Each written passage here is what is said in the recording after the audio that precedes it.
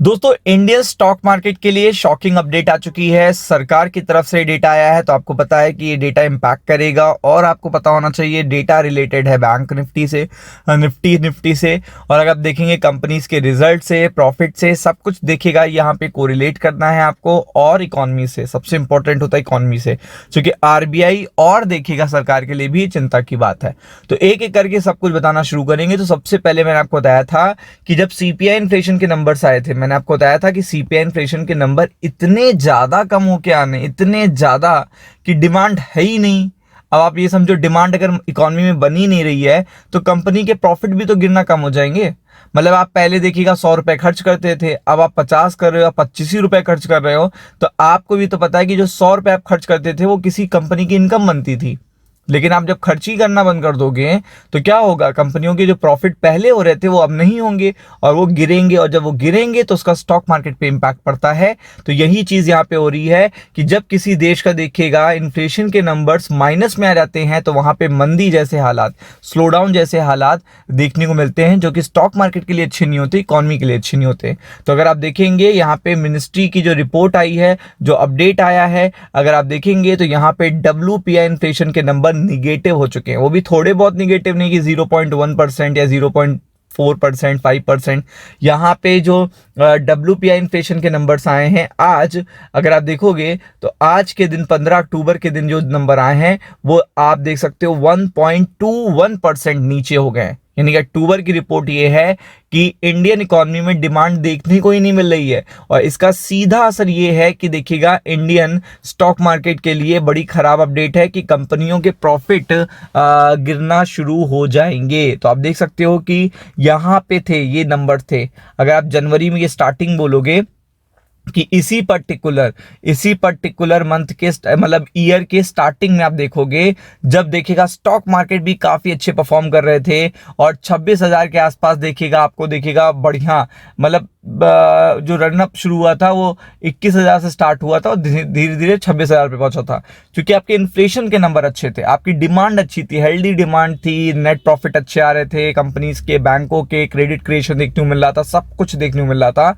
तो उस particular time पे देखिएगा इन्फ्लेशन के नंबर यहाँ पे थे, और फिर वहां पे देखिएगा थोड़े दिन तो सस्टेन रहे मार्च तक, और उसके बाद देखिएगा ये डेटा गिरने लगा और फिर गिरते गिरते माइनस हो गया। माइनस हुआ तो यही पर्टिकुलर टाइम था जब जहां पे ज्यादा बिकवाली की हुई थी, मतलब स्टॉक मार्केट में ज्यादा बिकवाली आपको देखने मिली थी इन्हीं पर्टिकुलर मंथ्स पे। और फिर ये देखिएगा डेटा प्लस हुआ था और थोड़ा मार्केट समझे थे, और अब तो ये सबसे अब तक का लोवेस्ट है। यानी कि जनवरी से अब तक अगर बात करेंगे, नवंबर तक की बात करेंगे, तो अब तक का लोवेस्ट नंबर आया है। मतलब इतना लोवेस्ट नंबर तो आपने सालों में नहीं देखा होगा, मतलब सालों में नहीं देखा होगा, सालों का रिकॉर्ड टूट चुका है। तो आप समझ लो कि कितनी सिचुएशन देखिएगा इंडियन स्टॉक मार्केट के लिए, मनी फ्लो के लिए, क्रेडिट क्रिएशन, कितनी सिचुएशन खराब है कि आप देख सकते हो कि यहाँ पे नंबर्स ये आ रहे हैं। तो इकोनॉमी में कैसे डिमांड बनेगी, आप समझिए आप कितनी खराब सिचुएशन है। तो आप देख सकते हैं कि न्यू दिल्ली से नंबर्स आ चुके हैं, और यहाँ पे जो लो लगा है 27 मंथ का लो लगा है। कितना? 27 मंथ। अब आपको पता होगा एक साल में होते हैं 12 महीने, फिर 12 महीने, तो 12 महीने हो गए 24 महीने, और 24 महीने के साथ साथ अगर आप देखोगे तो ऐड कर दोगे 3 महीने और, तो आप देख सकते हैं 2 साल से भी ज्यादा का समय। और 2 साल पहले आपको पता है मार्केट कहां पे था, 21 और 22,000 पे था, और वहां से देखिएगा मार्केट कहां तक पहुंचा था ये भी आप जानते हो। तो यहाँ पे शार्प डिफ्लेशन इन फूड आप देख सकते हो।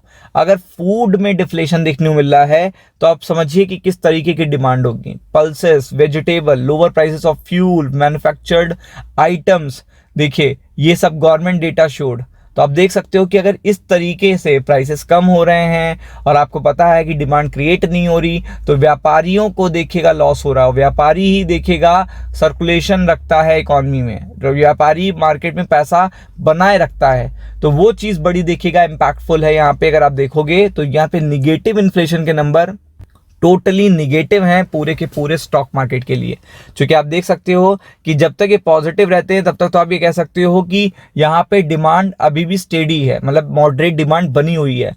बट ये जब देखिएगा निगेटिव आ जाए rate of inflation in October is primary due to the decrease in price of the food article, crude petroleum, natural gas, electricity, mineral oil, ये सब कुछ यहाँ पे एक्सेट्रा एक्सेट्रा सब कुछ ऐड हो गया है। सब कुछ ऐड हो चुका है।